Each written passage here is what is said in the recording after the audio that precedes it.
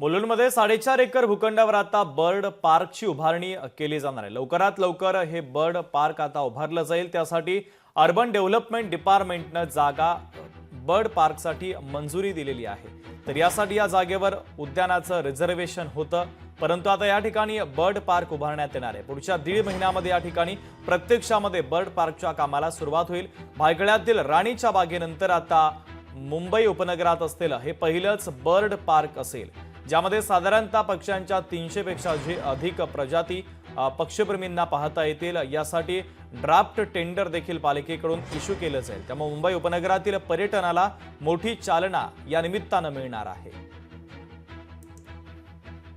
जवळपास 1.5 ते 2 महिन्यात याचा भूमिपूजन आपण करू शकणार।